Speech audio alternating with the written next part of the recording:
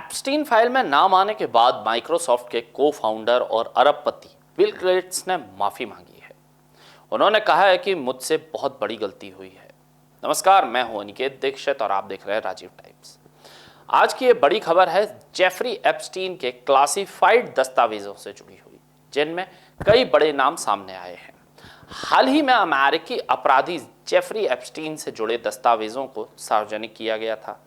Epstein पर यौन अपराधों और नाबालिगों की तस्करी के गंभीर आरोप लगे थे। साल 2019 में जेल के अंदर एप्स्टीन ने अपनी जान दे दी थी। इसके बाद से ही उसके साथ जुड़े कई क्लासिफाइड डॉक्यूमेंट्स जारी हो रहे हैं।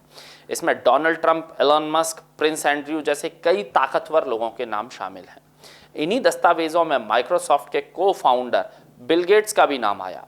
वायरल हुई कुछ तस्वीरों में उन्हें एप्स्टीन के साथ दिखाया गया। दावे किए गए कि गेट्स के एप्स्टीन से गहरे संबंध थे।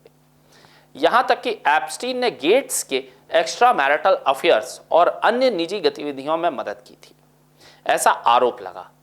अब इन आरोपों पर बिल गेट्स ने खुलकर माफी मांगी है। वॉल स्ट्रीट जर्नल की रिपोर्ट के मुताबिक गेट्स ने अपनी चैरिटी फाउंडेशन यानी गेट्स फाउंडेशन के कर्मचारियों के साथ एक टाउन हॉल बैठक की। इस बैठक में उन्होंने स्वीकार किया कि 2011 में एप्स्टीन से उनका संपर्क हुआ था, जबकि उन्हें पता था कि एप्स्टीन पर नाबालिगों के साथ यौन शोषण के आरोप लगे हुए हैं। गेट्स ने यह भी माना कि उनकी एक्स वाइफ मेलिंडा गेट्स ने साल 2013 में उन्हें एप्स्टीन से दूर रहने की चेतावनी दी थी, लेकिन उस वक्त उन्होंने मेलिंडा की बात को अनसुना कर दिया। उन्होंने सार्वजनिक रूप से स्वीकार किया कि उनके 2 रूसी महिलाओं के साथ अफेयर थे। एक महिला ब्रिज प्लेयर थी, दूसरी न्यूक्लियर फिजिसिस्ट। गेट्स ने साफ किया कि ये महिलाएं एप्स्टीन की शिकार नहीं थी, लेकिन एप्स्टीन को इन संबंधों के बारे में पता चल गया था। गेट्स ने जोर देकर कहा कि उन्होंने कुछ भी अवैध नहीं किया, लेकिन उन्होंने माना कि इन फैसलों ने गेट्स फाउंडेशन की छवि को नुकसान पहुंचाया है।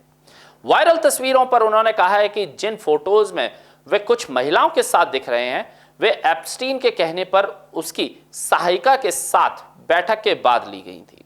गेट्स ने स्पष्ट किया कि मैंने कभी भी उसकी पीड़िताओं या उसके आसपास की महिलाओं के साथ समय नहीं बिताया।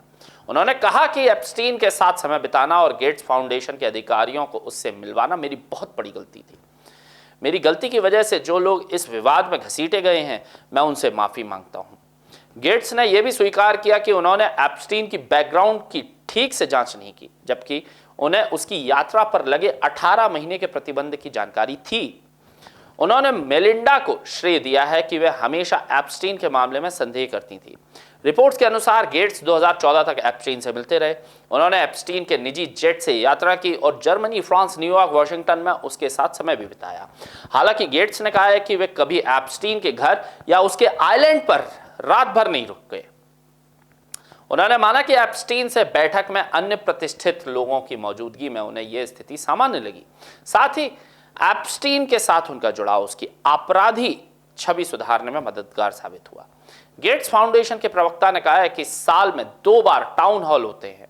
इस बार गेट्स ने खुलकर सवालों के जवाब दिए और अपने कार्यों की जिम्मेदारी ली। अब यह माफी कितनी असरदार होगी, यह तो वक्त बताएगा, लेकिन इतना तय है कि एप्स्टीन की फाइल्स अभी भी दुनिया के कई ताकतवर लोगों के लिए सिरदर्द बनी हुई है। ये थी आज की महत्वपूर्ण खबर। राजीव टाइम्स से अनिकेत दीक्षित को दीजिए इजाजत। आपको ये अपडेट कैसा लगा कमेंट में जरूर बताएं। अगली खबर तक के लिए नमस्कार।